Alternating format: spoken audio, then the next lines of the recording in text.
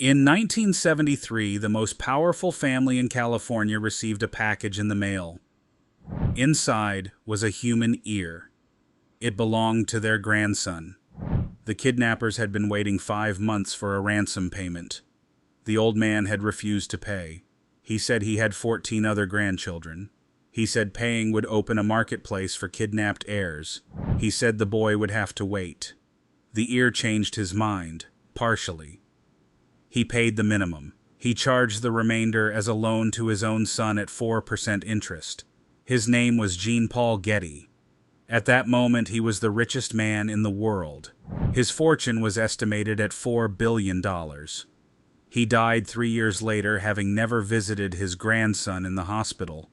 And yet today, the Getty name is synonymous not with cruelty, but with culture. The Getty Museum draws nearly 2 million visitors a year. Its gardens overlook Los Angeles like a temple on a hill. But the Gettys were not alone. Southern California was built by a handful of families whose ambition, obsession, and ruthlessness shaped everything from the newspapers you read, to the movies you watched, to the theme parks where you took your children. This is the story of those families, what they built, what they lost, and what, against all odds, survived them. Chapter 1. Jean-Paul Getty and the Price of Oil. Our story begins in 1855 in Maryland, where a man named George Getty was born into modest circumstances. His father died when he was 6. His uncle paid for his education. He earned a law degree, built a successful practice, and in 1904 abandoned it entirely for the oil business in Oklahoma. The timing was extraordinary. George had an uncanny ability to read landscapes for potential drilling sites, combined with a talent for negotiating drilling rights. Within years, he had built a fortune large enough to relocate his family to Los Angeles in 1906. His son, Jean-Paul Getty, was born in 1892. From his earliest years, Jean-Paul displayed the qualities that would define him. An extraordinary focus on business, an insatiable appetite for acquisition, and a personality that was as cold as the desert oil fields his father had taught him to love. When George died in 1930, Jean-Paul was made president. His father had placed legal constraints on his direct access to the family fortune. Jean-Paul spent the next decade quietly dismantling those constraints, acquiring shares, consolidating voting power, and systematically reducing his own mother, Sarah's authority over the family enterprise. It was a slow-burning coup, methodically executed.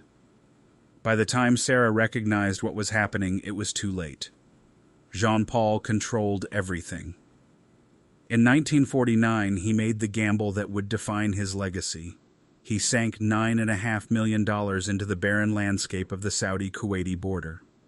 No one believed oil was there. He waited 4 grueling years and spent an additional $30 million. Then, in 1953, the sands of Wafra yielded their dark treasure. Jean-Paul Getty became the richest man in the world, and then the kidnapping happened. 16-year-old Jean-Paul Getty III was abducted in Rome. The kidnappers demanded $17 million. Jean-Paul Sr. refused. 5 months passed. Then they sent the ear. He paid $2,800,000, the maximum he could deduct as a tax loss. The remainder he lent to his son at 4% interest. The boy was returned. But the damage was permanent. Jean-Paul Getty III spent the rest of his life in the shadow of that ordeal. He suffered a stroke at 25 that left him blind and partially paralyzed. He died in 2011 at 54. His grandfather never visited him. Jean-Paul Sr. died in 1976 in England, in a house that reportedly had a pay telephone installed to prevent guests from making free calls. His estate went primarily to the Getty Trust, guardian of the Getty Museum. The man who refused to ransom his grandson accidentally created one of the most beloved public institutions in Los Angeles. It is free to visit. He would have charged admission. Chapter 2. What the Next Generation Built. In 1960, Mark Getty was born in Rome, raised in England, educated at Oxford. He looked at the emerging landscape of digital media and saw something no one else had quite recognized. Images were becoming a commodity. Every newspaper, every magazine, every website in the world needed photographs. The market was fragmented, inefficient, and ripe for consolidation. In 1995, Mark co-founded Getty Images. The company aggregated stock photography from dozens of collections and made it searchable and licensable through a single platform. Getty Images grew to dominate the market. Today, it controls the rights to hundreds of millions of images. Mark Getty had taken the family name, which had been associated with oil and kidnapping and pay telephones in English country houses, and attached it to the visual language of the modern world. Meanwhile, the Getty Museum itself had grown into something Jean-Paul Sr. never imagined when he first displayed his collection in a Roman villa replica in Malibu. The Getty Center, designed by architect Richard Meyer and opened in 1997, sits on a hilltop above the San Diego Freeway. Its white travertine buildings, terraced gardens, and panoramic views of Los Angeles have made it one of the most architecturally significant buildings in California. The founder's fortune built it, but the founder's character had nothing to do with what it became. Chapter 3: William Randolph Hearst and the First Media Empire. To understand old money, California, you cannot stop with the Gettys. You have to go back further, to the family that essentially invented what it meant to be powerful in this state. George Hearst arrived in California during the gold rush as a Missouri farmer with little more than determination. He eventually struck it rich with the Homestake Mine in South Dakota, one of the most productive gold mines in American history. He also won the San Francisco Examiner in a poker game and used it to champion Democratic Party causes. But it was his son who turned a newspaper into an empire.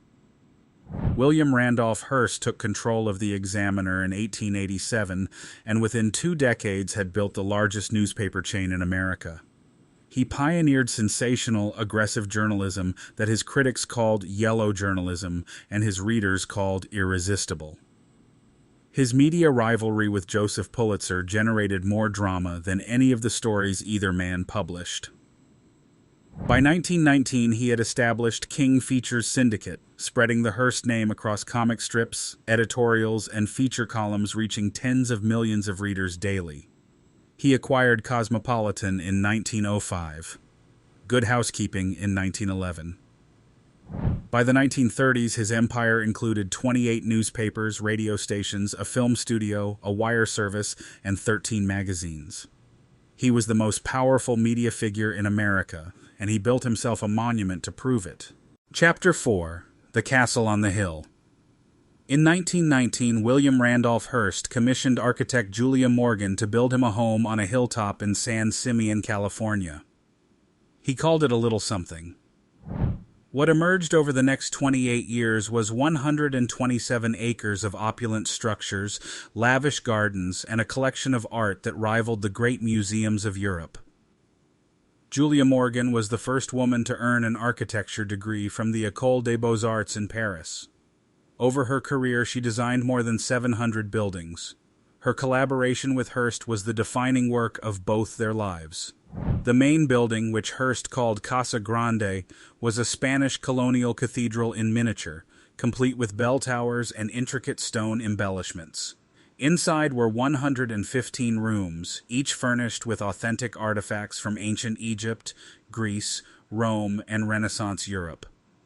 The Neptune pool, carved into the hillside and lined with Vermont marble, became one of the most photographed private swimming pools in the world. The guest list in the 1930s read like the entire 20th century in concentrated form: Winston Churchill, Calvin Coolidge, Clark Gable, Bette Davis, Charlie Chaplin. They came for weeks at a time, ate from silver service, swam in the Neptune pool, and watched first-run films in Hearst's private theater. Then in 1941, everything stopped. World War II cut off European supply lines. Hearst's finances, always more spectacular than stable, began to collapse. Construction halted. The great parties ended. Hearst died in 1951. His corporation donated the castle to the California State Parks System in 1957. The state nearly let it fall apart. Decades of neglect followed. It was only through the combined efforts of preservation foundations, privaten, donors, and eventually a major state investment that the castle was saved. The Neptune pool alone required the removal and replacement of over 9,000 square feet of marble tiles. The restoration was completed in 2018. Hearst Castle now draws hundreds of thousands of visitors every year. The man who built it as a monument to his own power accidentally created a monument to beauty itself. Stay with us. Because the third family in this story started with nothing, borrowed $500, and built the most recognized brand in the history of the world. Chapter 5: Walt Disney and the Kingdom That Almost Wasn't. On the 5th of December 1901, Walt Disney was born in Chicago to a family that would spend the next decade moving from town to town in search of something better. By 1906, they had settled in Marceline, Missouri, a small rural town whose landscapes and characters would feed Walt's imagination for the rest of his life. After serving as an ambulance driver in France during World War I, Walt returned to the United States with a sketchbook and a dream. He and his brother Roy pooled their resources, borrowed $500 from an uncle, and set up a camera in their uncle's garage in Los Angeles. The Disney Brothers studio was born. The early years were brutal. Walt faced rejection after rejection trying to sell his cartoons to distributors. His groundbreaking idea for Mickey Mouse was dismissed over 300 times before anyone agreed to look at it seriously. Their first significant character, Oswald the Lucky Rabbit, was taken from them by a distributor through a contractual clause they had failed to read carefully. They lost the character and most of their staff in a single meeting. Walt walked out of that meeting and invented Mickey Mouse on the train home. In 1928, Mickey Mouse debuted in Steamboat Willie, the first cartoon with synchronized sound. The response was immediate and overwhelming. Mickey was not just a character. He was a new kind of relationship between an audience and an animated image. Children did not just watch Mickey Mouse. They felt they knew him personally. But even Mickey was not enough to secure the studio's future. The real turning point came in 1937 with Snow White and the Seven Dwarfs, the first full-length animated feature film in history. Everyone in Hollywood called it Disney's folly. They said audiences would never sit through a feature-length cartoon. They said the cost, which reached $1.5 million, was financial suicide. Snow White grossed $8 million in its initial release. It funded the construction of a new studio in Burbank and established the Disney name as something no one would ever dismiss again. But even Snow White's success was not permanent.